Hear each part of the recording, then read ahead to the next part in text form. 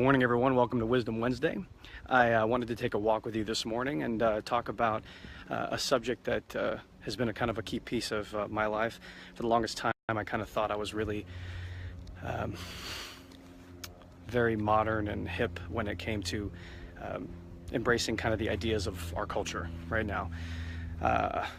Ideas about premarital sex and alcohol and drug use and some of these things. I just was kind of, it thought that if you didn't think this way, it was fine. Even matters of religion. I mean, probably about 4 years ago, maybe even 5 years ago, I kind of wanted the Bible burned to the ground. I wanted the church burned to the ground. I was kind of like, yeah, I believe in Jesus, but the Bible and the church, they need to go.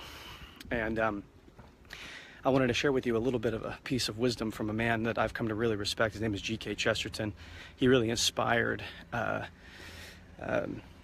Tolkien and C.S. Lewis in their faith journey. And what he said was incredible. It was in a book called The Everlasting Man.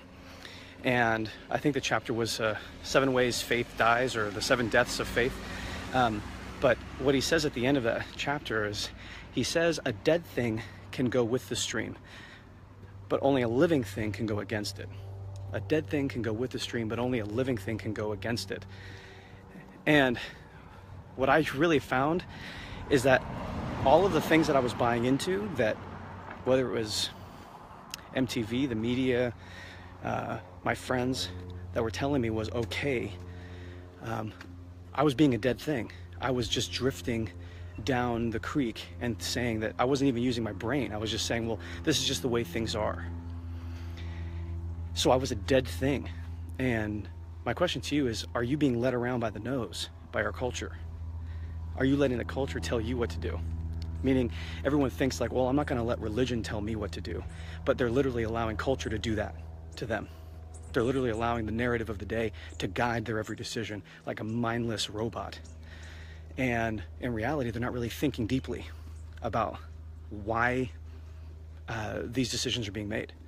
So what's really important is we need to kind of examine exactly what these narratives are saying about the value of human life, what these narratives are saying about the value of relationships, what they're saying about war, what they're saying about politics, the cultural narratives, what they're saying should be happening.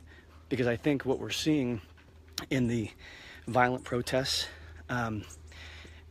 and basically the polarization of our political structures is we're seeing people who are dead, that they are not able to think. What we're looking at is just a bunch of zombies running around, and who are being led by the culture to think that, well, as long as you destroy the other side, it doesn't really matter. We've given you more improved means, but the end, who cares about? And that's where we're going completely and terribly wrong. So I want to just challenge you today to think about, are you a dead thing or an alive thing?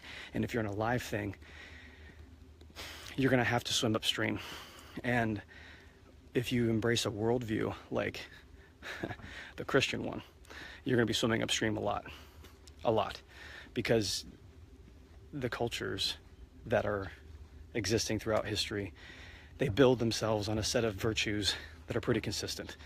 And the Christian narrative usually fights against those. And so if you're going to be consistent, you're going to be swimming upstream a lot.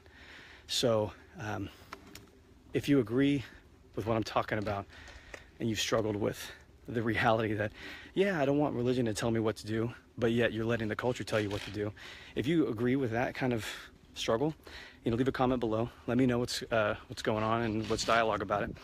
And I really appreciate you guys watching. And thanks again for your engagement. Talk to you soon. Bye.